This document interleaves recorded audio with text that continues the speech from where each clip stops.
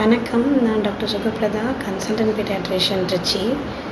இன்றைக்கி நம்ம குழந்தையோடைய டெவலப்மெண்ட்டை பற்றி பார்க்க போகிறோம்.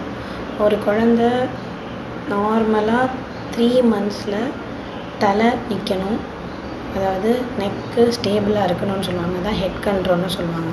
ஸோ அது 3 monthsல குழந்தைங்களுக்கு வரணும். மற்றும் அது தாண்டி ரோல் ஓவர்னு சொல்கிற குப்புற போகிறது 5 மாதம் ஸ்டார்ட் பண்ணி 6 மாதம் வரைக்கும் அது பண்ணுவாங்க. ஸோ ரோல் ஓவருக்கு அப்புறம் பார்த்திங்கன்னா குழந்த கை சப்போர்ட் பண்ணி தன்னால் கவுச்சில் உட்காருவாங்க. ஸோ அது 6 மாத குழந்த பண்ணுறது.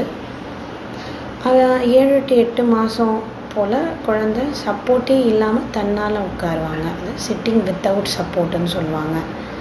அப்புறம் 10 months போல் குழந்த 9 to 11 months, ஸோ நான் ஆவரேஜ் 10 monthsல குழந்த நிற்பாங்க, சப்போர்ட்டோடு நிற்பாங்க.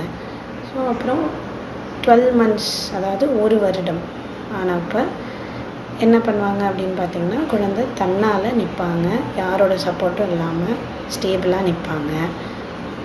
மற்றும்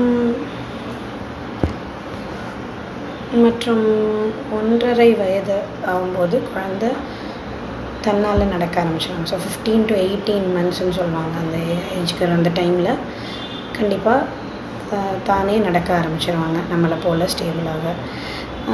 2 வருஷம் அப்போ கொஞ்சம் நல்லா ஓடுவாங்க. 1.5 வருஷத்துல 2 வருஷம் நல்லா ஓட ஆரம்பிப்பாங்க. 3 வருடம் ஆகும்போது குழந்த நல்லா ட்ரை சைக்கிள் ஓட்டுறது இதெல்லாம் பண்ணுவாங்க. 4 வருஷம் ஆகும்போது குழந்த நல்லா நொண்டி அடிக்கிறது இதெல்லாம் இருக்கும். 5 வருஷம் போல் நல்லா ஸ்கிப்பிங்லாம் நல்லா பண்ணுவாங்க.